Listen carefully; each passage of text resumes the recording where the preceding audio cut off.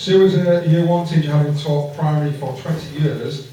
She's a creativity and ICT coordinator at a school and a CEOP ambassador, e-safety trainer, as well as an executive officer for the ATO union.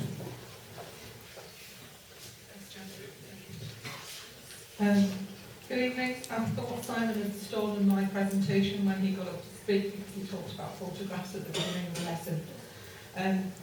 This is an idea that I pitched from a guy called Harold Roberts, who does creativity talks. If you've ever seen Harold, please tell your colleagues to get to watch it. It's some great ideas. So I pitched this idea, Simon's as well. And I find when I'm teaching Year 1 particularly, they have a great deal of difficulty actually generating questions. They can't do it. They don't know when they're infants, when they're primary, they can't actually generate a question that makes sense or that makes them think about what they're looking at. They'll make statements, but they won't ask questions. So I've tried to incorporate this by putting a photograph up as the children come in.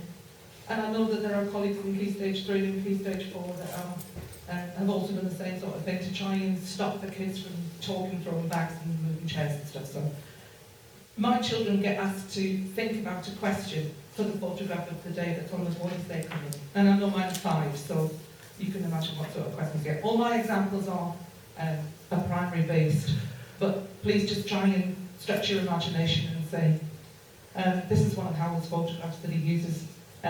If you search for poverty and wealth comparison on Google, you get this photo. Some of my kids have come up with, if the people on the left-hand side of the photograph built the right-hand side, why didn't they build their houses the same? And it's quite powerful. And if you're secondary, if you're further education, if you think of your own subject, the amount of questions that you could come up with that could be extraordinary. I try and get the children sometimes ask questions that can't be answered, like what is our name, because you can't tell. I try and get them to think of questions that will actually stimulate their own opinion as well. And that's really hard for small ones, but I'm sure it's quite hard for GCSE students as well. I love this one. You can start with the apostrophe because there's something wrong with the sign. But who is it that owns the shop? Why did he think that was a good sign?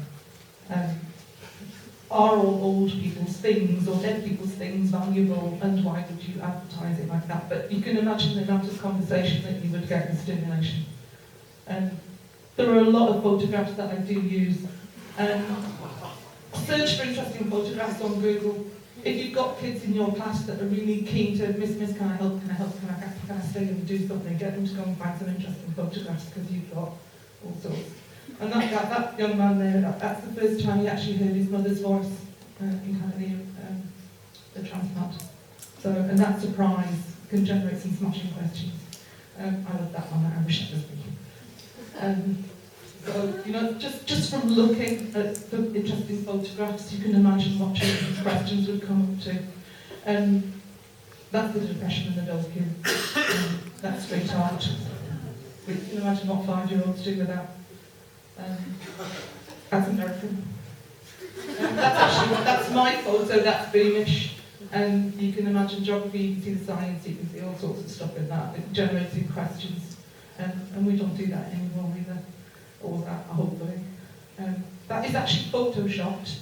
It's supposed to be Dubai shopping centre that had an aquarium that burst, but the water was there, but the sharks weren't. And this I've used this week with my class, and one of the children's questions was, how did Santa get in the chimneys?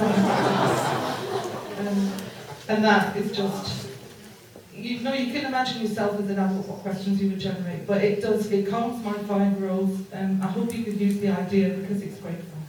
Thank you.